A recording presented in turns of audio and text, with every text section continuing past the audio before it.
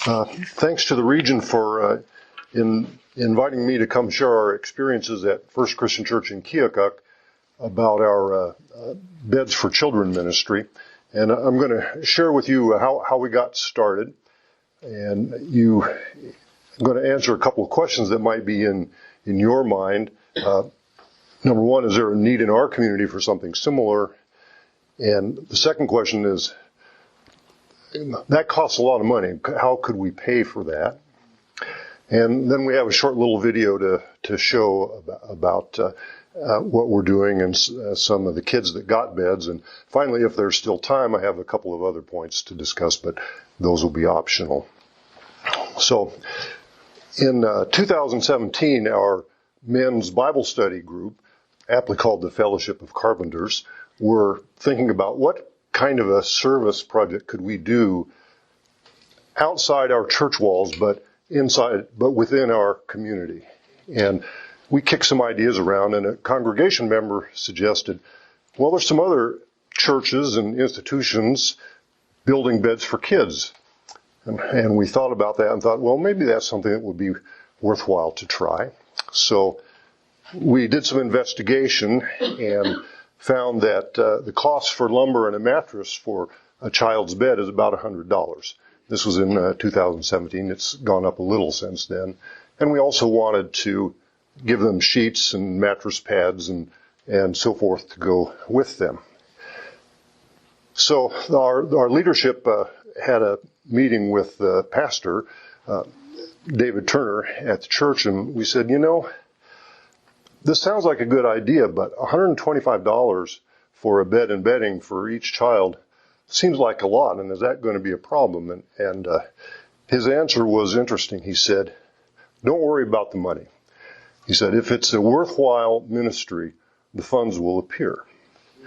And as it turns out, as I'll get to later, that did turn out to be true, and I'll discuss that. The next question, then I'd like to share to you how we got started from there. So we went online and checked prices of mattresses and lumber and so forth, and decided that it would be about $100 for a mattress and lumber for us to build a bed. So I went down to the lumber yard. The lumber yard was owned by a member of the church, and tried to wrangle a discount for the lumber. And we went around and around, and finally he said, we'll give you a 15% discount for lumber, but I think you ought to go talk to a businessman in town who just recently bought the old boarding school, which closed a year ago, and everything in it. And he gave me his phone number. So I called him, and he happened to be out there that day, and he said, sure, come on out, I'll show you the beds, and you can take a look. So we went and looked, and it was a nice-looking bunk bed. The place had been closed for a couple of years, and many rooms, dormitory style, with beds all around. And it turned out we had a board meeting that very night. And I thought, well, maybe I should get an idea of what he wants for these beds so I can go back to the board meeting. And I said, well, how many beds do you have? Oh, about 300. So I went through the math and thought, well, cost $100. I'm going to offer him $20 a bed and go back and get him to make a counter offer so I can go back to the board meeting tonight and try and sell them on the idea. So I did the quick math and said, tell you what, I'll give you $6,000. That's $20 a bed for your 300 beds. And I was hoping he would come back with 40. And his reply was, deal. So there I was, owning 300 bunk beds, or 300 beds, and went to the church board meeting, and like Bill here, I had to ask for forgiveness rather than permission. But fortunately, the board and the congregation accepted the idea with enthusiasm. And so we now had a project that we could do service outside our church walls, but within our community. And a couple of weeks later, about 50 church members and 10 pickup trucks and a bunch of trailers went out to the boarding school and disassembled and packed up all the beds and hauled them to to the church and unloaded them. We're fortunate to have a nice big gymnasium, and we packed it full. It looked like a bed warehouse. Now, the next question is, that's how we got into the bed building business in Keokuk. The next question is there a need for a bed ministry in the community?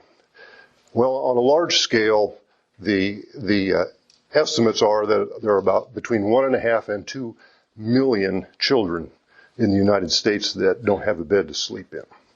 And on a local level, this was our experience about that. As I mentioned, the congregation was enthusiastic about the idea, and they talked to their friends and relatives in other churches. And before we had any of the beds cleaned up or repaired, the phone started ringing off the hook, and with people who needed beds in the community. Someone talked to the school district. School had just started, and on their Facebook post, the school posted that First Christian Church has beds if your kids need them. And in a nutshell, we worked as fast as we could, cleaning up beds, putting them together, arranging for people to come pick them up or delivering them when necessary. And in about 3 months, all of those beds were gone. Now, I should say it turned out that he only had 160. His was an estimate and it wasn't right, but he sold us to them at the $20 price. So those 160 beds were gone in 3 months. And we had a list of about 50 more kids that still needed beds. So that's when we decided to go ahead and build beds ourselves. So in answer to the question, is there a need in the community? Unless your community is named Aspen or Martha's Vineyard, the answer is yes, there is a need in really every community. The next question would be, well, where are we going to get the money for that? Because times are tight for churches now, always have been, but times are tight. Well, as I mentioned, our church was really enthusiastic about the program, and we said to the congregation, if you'd like to donate extra money for the bed ministry, then just write the check, label it on the check, or put it on the envelope and so forth. And the congregation was very generous and got us well started, and we paid for that first batch just right away from what the congregation anteed up. And then interestingly, the community stepped in as well. People in the community that had a bed that they didn't need anymore called us, and they'd bring it by, or if they couldn't, we would go and pick it up and so forth. And so still today we get quite a few beds that people don't need anymore, but they're still serviceable, and there are people that need a bed to sleep on, and they're glad to have them. So we go ahead and do that as well. The pandemic came along, and we were worried about, well, how are we going to continue to fund our ministry? The National Benevolent Association, it turns out, had a program for supporting congregations that were doing ministry.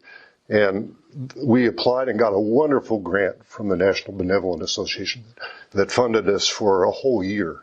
And we've also received, that was a learning experience, and that we thought, well, we should apply for some other places. And so we've gotten grants from Walmart and a local farm store and several charitable foundations within our community. Ragbri came to Keokuk in 2019, and the bike riders that staged out of our church donated several $1,000s. So it just really has not been an issue at all. And with that, we'll go ahead with the video. Okay, here's the place where we work. We kind of co-opted a kids' recreation area.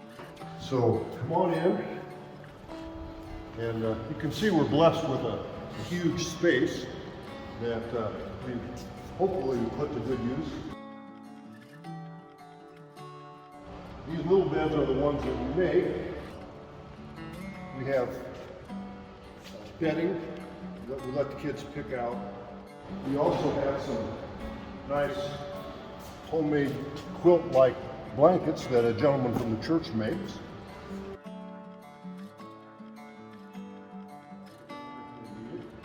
This is where we build the rails, cut them to length. We have lumber ready to go for next beds. There's a bunk bed ready for final assembly. The bed pieces are assembled and cut out. We take them outside in the summertime to be sanded. Here's some of our sanding crew, hard at it.